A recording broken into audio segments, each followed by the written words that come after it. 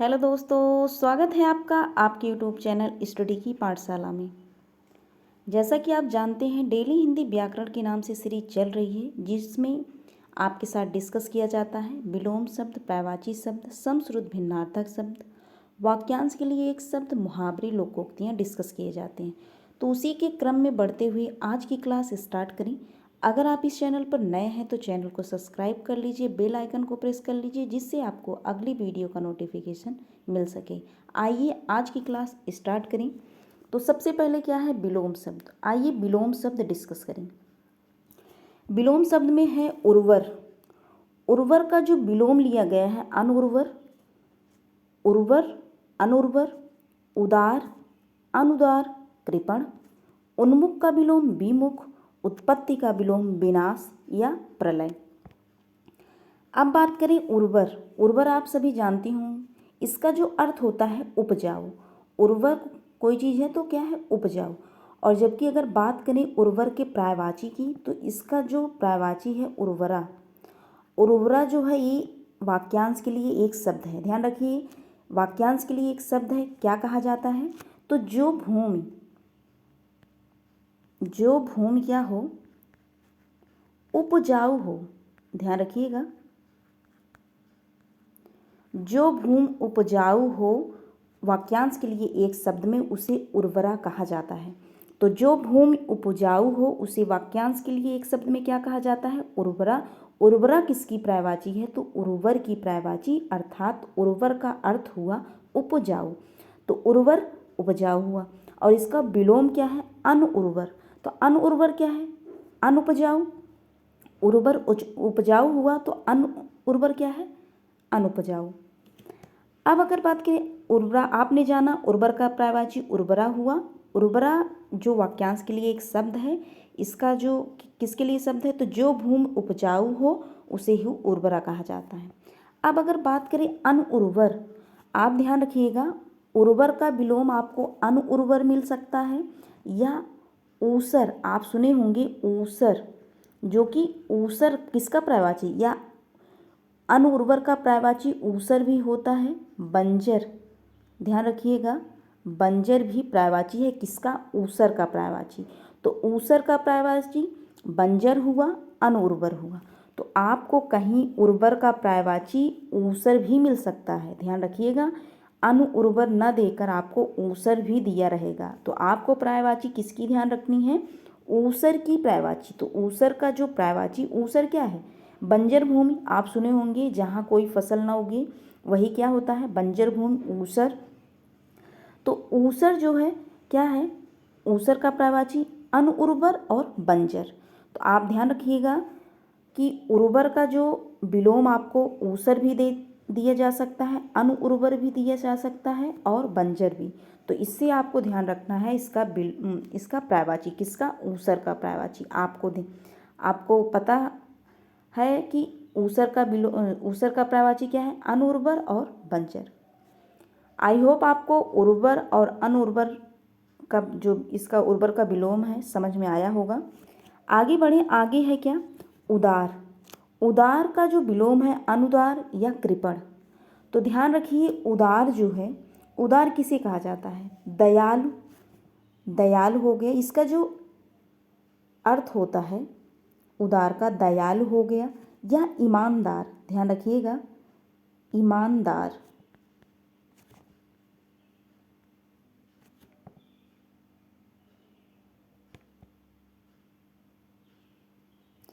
तो उदार का अर्थ हुआ दयालु, ईमानदार।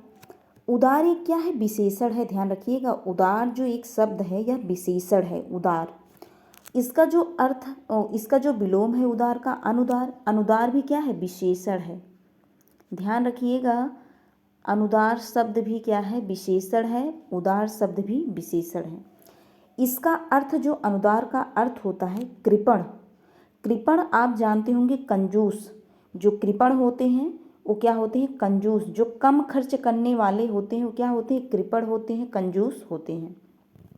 इसका अर्थ, अनुदार का अर्थ होता है कृपण या कंजूस। तो उदार का अर्थ आपने जाना, दयालु या ईमानदार। और जो अनुदार है क्या है, या कंजूस है या कृपण है। तो उदार का जो विलोम होता है अनुदार या कृपण। आगे बात करें उन्मुख। उन्मुख का जो विलोम है विमुख। उन्मुख का जो अर्थ होता है सम्मुख। क्या होता है? सम्मुख। और विमुख जो होता है विमुख, मुख रहित। इसका जो अर्थ क्या होता है? मुख रहित।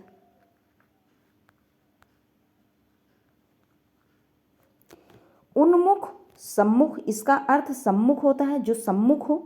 और विमुख इसका विपरीत है, विलोम बता रहे हैं विमुख। तो विमुख का जो अर्थ होता है मुख रहित जो हो वही विमुख है। तो उसके बाद क्या है? उत्पत्ति। तो उत्पत्ति क्या है? उत्पत्ति का जो विलोम है विनाश या प्रलय। एक बार फिर से रिपीट किया जाए। उर्वर का जो विलोम है अनउर्वर। उर्वर आपने जाना उर्वरा। उर्वरा क्या होता है? जो भूमि उपजाऊ हो उसे उर्वरा कहते हैं। वाक्यांश के लिए एक शब्द में उर्वर का जो अर्थ है क्या होता है? उपजाऊ। अनउर्वर अनुपजाऊ। और अनउर्वर का जो पर्यायवाची होता है क्या होता है? बंजर ऊसर। ऊसर बंजर, ध्यान रखिएगा। आगे बात करें उदार का अर्थ आपने जाना दयालु या ईमानदार। अनुदार क्या है? कृपण या कंजूस। उन्मुख का जो विलोम है विमुख। उन्मुख का जो अर्थ आपने जाना क्या? सम्मुख। और विमुख क्या का अर्थ क्या है? विमुख, मुख रहित। उत्पत्ति का जो विलोम है विनाश या प्रलय। आगे बढ़े, आगे क्या है? पर्यायवाची शब्द। तो पर्यायवाची शब्द ईश्वर का पर्यायवाची शब्द और ईर्ष्या का पर्यायवाची शब्द। ध्यान रखिए, दो पर्यायवाची इसमें लिया गया है, ईश्वर का पर्यायवाची और ईर्ष्या का पर्यायवाची। अगर आप बात करें ईश्वर भगवान, ईश्वर ईश्वर प्रभु परमेश्वर। तो ईश्वर का पर्यायवाची क्या है? ईश भगवान, प्रभु परमेश्वर, परमात्मा, पार ब्रह्म, जगदीश जगदीश्वर, जगन्नाथ दीनानाथ, अज विधाता। आज ध्यान रखिएगा, आप जब एक अर्थ के अनेक अर्थ पढ़ेंगे तो ईश्वर जो अज होता है, अज का वहाँ अर्थ ईश्वर भी होता है। तो यहाँ से आप एक अर्थ के एक शब्द के अनेक अर्थ ध्यान रखिएगा। अज का जो अर्थ होता है ईश्वर भी होता है। तो अज का जो अर्थ क्या है? ईश्वर भी होता है, ध्यान रखिएगा। तो ईश्वर का पर्यायवाची ईश भगवान, प्रभु परमेश्वर, परमात्मा, पार ब्रह्म, जगदीश जगदीश्वर, जगन्नाथ दीनानाथ, अज विधाता। तो ये क्या है? ईश्वर का पर्यायवाची। जगन्नाथ का अगर संधि विच्छेद करें क्या? जगत धन नाथ, जगत धन नाथ। जगत के जो नाथ हैं वही क्या है? ईश्वर। अगर ईश्वर आप कह रहे हैं तो ईश्वर का क्या मतलब? जिसका जन्म ना हुआ हो, जिसका जन्म ना हो, ईश्वर है। ईश्वर क्या है? जिसका जन्म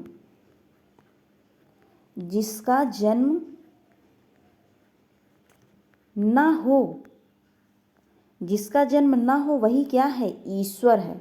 तो ध्यान रखिएगा, जिसका जन्म ना हो वही ईश्वर है। आपने जाना ईश्वर का पर्यायवाची आपने देखा, एक बार फिर से रिपीट किया जाए। ईश क्या है? भगवान है। ईश भगवान या ईश्वर। ईश भगवान, प्रभु परमेश्वर, परमात्मा, पार ब्रह्म, जगदीश क्या है? ईश्वर। जगदीश किसको कहा जाता है? ईश्वर। जबकि आपने सुना होगा जगदीश नाम भी होता है।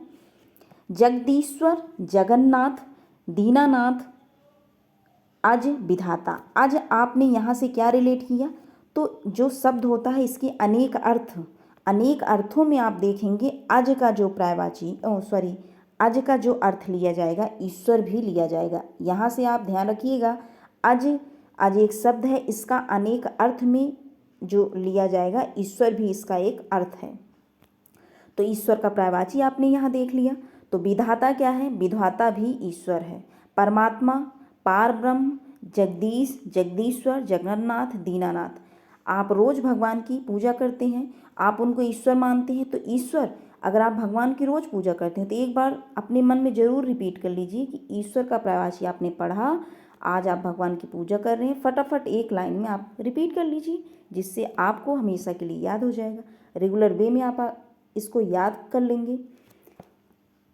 आगे अगर बात करें, अब क्या है ईर्ष्या।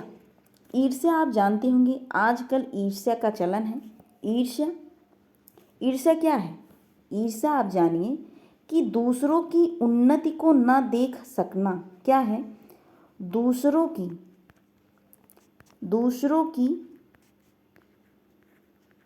उन्नत को ना देख सकना, यही क्या है? ईर्ष्या। ईर्ष्या क्या है?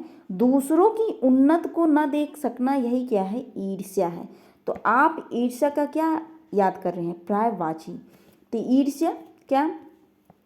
जलन, द्वेष, द्रोह, दुर्भाव, दुर्भावना, बैर, कुढ़न, डाह, मत्सर। द्वेष आपको ऐसे लिखा मिलेगा, ध्यान रखिएगा, द्वेष। तो द्वेष ध्यान रखिए, ऐसे आपको और ऐसे भी मिल सकता है। तो द्वेष हो गया, द्रोह हो गया, दुर्भाव, दुर्भावना, बैर, कुढ़न, डाह, मत्सर। ये किसका पर्यायवाची है? तो ईर्ष्या का पर्यायवाची है। तो ईर्ष्या का पर्यायवाची जलन हो गया, द्वेष हो गया, द्रोह, दुर्भाव, दुर्भावना, बैर, कुढ़न, डाह। डाह क्या है? ईर्ष्या है। मत्सर क्या है? ईर्ष्या है। तो ईर्ष्या आपने क्या जाना? दूसरों की उन्नति को न देख सकना, दूसरों की उन्नति को न देख सकना क्या है? ईर्ष्या है। आगे बढ़ें, आगे क्या है? वाक्यांश के लिए एक शब्द। आइए वाक्यांश के लिए एक शब्द डिस्कस करें। असीम। असीम आपको नाम सुना सुना लग रहा होगा, अगर आप डेली क्लास ले रहे होंगे तो आपको असीम नाम सुना सुना लग रहा होगा। असीम हमने आपको विलोम शब्द में इसकी चर्चा की थी। तो असीम क्या है? जिसकी कोई सीमा ना हो, जिसकी कोई सीमा ना हो, असीम। अब आप बताइए असीम का जो विलोम क्या होता है? आपने वहाँ डिस्कस किया, आपने वहाँ जाना था। असीम का जो विलोम होता है ससीम। ससीम,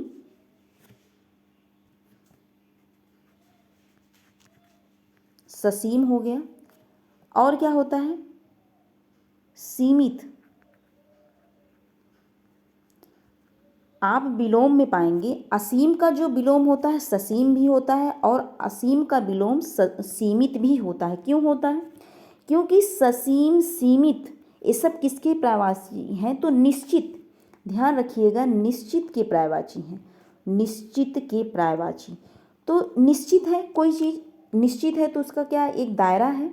निश्चित है तो दायरा है। ससीम क्या है? जिसकी सीमा निश्चित हो, वही क्या है? ससीम है। सीमित क्या है? सीमित है तो दायरा है। इसीलिए असीम, असीम आपने जाना जिसकी कोई सीमा ना हो, इसकी कोई सीमा नहीं है तो इसका विलोम में इसकी सीमा होगी, वही उसका विलोम होगा। तो ससीम इसकी एक सीमा है। सीमित, सीमित है तो इसका दायरा है, इसलिए इसका विलोम हुआ। और निश्चित है तो निश्चित भी है तो इसका दायरा है। तो ये तीनों क्या है? ससीम, सीमित, निश्चित, इसके क्या है? पर्यायवाची शब्द हैं। तो ध्यान रखिए पर्यायवाची कितना महत्वपूर्ण है। विलोम शब्द में आप देख रहे हैं पर्यायवाची यूज हो रहा है, और वाक्यांश के लिए एक शब्द में आप देख रहे हैं कि पर्यायवाची इससे रिलेट कर पा रहे हैं आप। तो इसलिए आप ध्यान रखिएगा, ससीम का जो पर्यायवाची है सीमित है, निश्चित है, और भी होता है जैसे परिमित, परिसीमित, ये सब किसके पर्यायवाची हैं? तो निश्चित के पर्यायवाची हैं। तो आपने ससीम जाना, ससीम क्या है? जिसकी कोई सीमा ना हो। अब अगर बात करें अथित, आतिथेय, आतिथेयी, इन जो तीनों शब्द हैं आप यहाँ इन तीनों शब्दों को क्लियर कर लीजिए। अथित क्या होता है? अथित का जो विलोम होता है आतिथेय। ध्यान रखिएगा, पिछली जो क्लासेस हुई हैं उसमें हमने आपके साथ डिस्कस किया था अथित का जो विलोम क्या होता है? आतिथेय। आज जानिए कि अथित क्या? अथित जिसके आने की कोई तिथि ना हो, अथित जिसके आने की कोई तिथि ना हो वही क्या होता है? अतिथि होता है। आतिथेय, अतिथि सत्कार की जो भावना होती है वही क्या है? आतिथेय होता है। आप यहाँ और जानिए कि अथित का जो विलोम होता है आतिथेय। आतिथेय किसका विलोम है? अथित का विलोम है। और क्या होता है? आतिथेयी। आतिथेयी क्या है? अतिथि की सेवा करने वाला, जो सेवा करता है किसका, मेहमान, मेहमान की जो सेवा करता है वही क्या होता है, आतिथेय होता है। आतिथ्य क्या होता है, अतिथि सत्कार की भावना जो होता है वही आतिथेय होता है। और अतिथि क्या होता है, जिसके आने की कोई निश्चित तिथि ना हो, वही क्या होता है, अतिथि। तो आई होप आपको अतिथि, आतिथेय और आतिथेय इन तीनों शब्दों में डिफरेंस पता चल गया होगा, इसका क्या अर्थ होता है, वाक्यांश के लिए एक शब्द में क्या होता है। आगे बात करें, आगे है अचल। अचल नाम भी आपको सुना लग रहा होगा, अगर आप डेली क्लासेस लेते होंगे तो अचल का विलोम शब्द डिस्कस किया गया था। तो अचल का जो विलोम होता है चल, तो अचल आप जानिए जो वस्तु एक ही स्थान पर रहे वही क्या है, अचल। चल क्या होता है, जो वस्तु एक स्थान से एक स्थान पर न रहे वही चल होता है। अचल आप रिपीट कर लीजिए, अचल का जो विलोम होता है चल होता है। अचल का विलोम चल। अचल क्या होता है, जो वस्तु एक ही स्थान पर रहे उसे अचल कहा जाता है। आगे बात करें, आगे है अविस्मृत। अविस्मृत किसे कहा जाता है, जिसे भुलाया ना जा सके, जिसे भुलाया ना जा सके वही क्या है, अविस्मृत। अगर विस्मृत होता तो जिसे भुलाया जा सकता वही विस्मृत होता, लेकिन ये क्या लिखा गया है, अविस्मृत। तो ध्यान रखिए अविस्मृत का जो अर्थ क्या होता है वाक्यांश के लिए एक शब्द में, तो जिसे भुलाया ना जा सके, तो जिसे भुलाया ना जा सके वही क्या है, अविस्मृत। विस्मृत क्या होता है, जिसे भुलाया जा सकता। आगे बात करें अनुपमा है, अनुपम है। अनुपमा, अनुपम। तो अनुपम क्या है, जिसकी उपमा ना हो वही क्या है, अनुपम। तो अनुपम जिसकी उपमा ना हो वही क्या है, अनुपम। आगे अगर बात करें, आगे है समश्रुत भिन्नार्थक शब्द। आइए डिस्कस करें समश्रुत भिन्नार्थक शब्द। चरम, चरम है और क्या है, चर्म। तो चरम क्या है, सबसे अधिक, अंतिम। चरम सीमा आप सुने होंगे, चरम सीमा, यह व्यक्ति अपनी चरम सीमा पर पहुंच गया। तो आप ऐसे रिलेट करिए, चरम क्या है, अंतिम। अंतिम क्या होता है, चरम होता है। और सबसे अधिक, चर्म क्या है, चर्म है चमड़ा। चर्म क्या होता है, चमड़ा। चर्म, चमड़ा और चरम क्या है, अंतिम। अब अगर बात करें जलज, जलज और जलद, तो ध्यान रखिए जो ज होता है, जल, ए जल है, ए भी जल है। दा का अर्थ जो लिया जाता है देना, और जल का अर्थ होता है जन्मा, सॉरी जा का अर्थ होता है जन्मा। तो जन्मा, जल में जन्मा कौन, कमल। जल में जन्मा कौन, कमल। दा का अर्थ आपने देखा देना, तो जल देने वाला कौन, बादल। तो जल देने वाला कौन, बादल। तो आप ऐसे रिलेट करके ध्यान रख सकते हैं। जा का अर्थ पहले भी हमने आपसे डिस्कस किया था समश्रुत भिन्नार्थक शब्द में। जा का अर्थ आप जानते हैं कि इसका अर्थ होता है जन्मा, और दा का अर्थ होता है क्या, देना। तो जल में जन्मा कौन, कमल। जल देने वाला बादल, जल देने वाला बादल। आगे बात करें, आगे है जगत और जगत। तो जगत ध्यान रखिए संसार होता है, विश्व जिसमें आधा तल लगा रहता है उसका अर्थ होता है संसार या विश्व। संसार या विश्व आप जानते हैं, जिसमें इस संसार में हम रहते हैं, इस विश्व में रहते हैं, तो ये क्या है, जगत। एक जगत होता है, इसका अर्थ जो लिया जाता है कुएं के चतुर्दिक बना चबूतरा। कुएं के चतुर्दिक बना चबूतरा जो होता है जगत कहलाता है। और एक जगत क्या है, संसार या विश्व। आगे बात करें, आगे है मुहावरा। आइए मुहावरा डिस्कस करें। आंखों में धूल झोंकना क्या होता है, धोखा देना। आंखों में चर्बी चढ़ना या आंखों में चर्बी छाना। आंखों में चर्बी चढ़ना या आंखों में चर्बी छाना क्या है, अधिक घमंड होना। आंखों में पानी भर आना, द्रवित होना। आंखों से गिरना, सम्मान खो देना। आइए एक बार फिर से रिपीट करें मुहावरा। मुहावरे जो हैं, आंखों में धूल झोंकना, धोखा देना, उसे आंखों में धूल झोंकना कहते हैं। आंखों में चर्बी चढ़ना या आंखों में चर्बी छाना, उसे वाक्यांश के लिए एक शब्द में कहा जाता है अधिक घमंड होना। आगे है आंखों में पानी भर आना, द्रवित होना। आंखों से गिरना या सम्मान खो देना। अब आगे बात करें, आगे है लोकोक्तियाँ। आइए आइए डिस्कस करें लोकोक्तियाँ। तो है उतर गई लोई तो क्या करे कोई। क्या है? उतर गई लोई तो क्या करेगा कोई। इसका जो लोकोक्ति का अभिप्राय क्या है? प्रतिष्ठा के नष्ट होने पर कोई क्या बिगाड़ सकता है, अथवा जब इज्जत ही नहीं तो डर किस बात का। उतर गई लोई तो क्या करेगा कोई। प्रतिष्ठा, इसका जो अर्थ है, प्रतिष्ठा के नष्ट होने पर कोई क्या बिगाड़ सकता है, अथवा जब इज्जत ही नहीं तो डर किस बात का। आगे बात करें, उल्टा चोर कोतवाल को डांटे। आपने समाज में सुना होगा, उल्टा चोर कोतवाल को डांटे। इसका जो अर्थ होता है, अपराध करने पर लज्जित होने के बजाय अकड़ दिखाना। अपराध करने पर लज्जित होने के बजाय क्या? अकड़ दिखाना। अब बात करें, उल्टी गंगा पहाड़ को चली।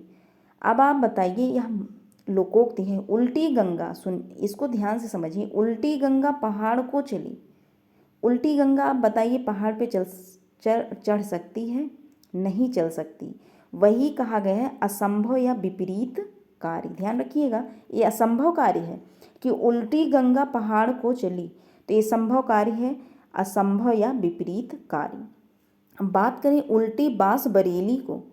उल्टे बांस बरेली को विपरीत काम। विपरीत काम, इसका भाव समझिए। इसका भाव है जैसे कि अगर आपके शहर में कोई चीज़ फेमस हो, जो वहाँ की, अगर आप जिस शहर में रह रहे हो वहाँ की कोई चीज़ फेमस हो और आप कहीं और जाइए, वही सामान लेके यहाँ आइए अपने शहर में, तो उसी को कहा जाएगा उल्टे बांस बरेली को। तो कहने का मतलब, जो चीज़ वहाँ की फेमस है, आपके शहर की फेमस है, और आप कहीं गए, उसी चीज़ को वहाँ से ले आकर अपने शहर ले आ रहे हैं, तो यही इसका अभिप्राय है। तो विपरीत काम अर्थात उल्टे बांस बरेली को। एक बार फिर से रिपीट किया जाए, उतर गई लोई तो क्या करेगा कोई। प्रतिष्ठा के नष्ट होने पर कोई क्या कर सकता है, अथवा इज्जत ही नहीं तो डर किस बात का। उल्टा चोर कोतवाल को डांटे। अपराध करने पर लज्जित होने के बजाय अकड़ दिखाना। उल्टी गंगा पहाड़ को चली, असंभव या विपरीत कार्य। उल्टे बांस बरेली को अर्थात विपरीत काम। आज के लिए बस इतना ही। अगर आपको वीडियो पसंद आया हो तो like share and subscribe to my channel. मिलते हैं नेक्स्ट वीडियो में। Thank you.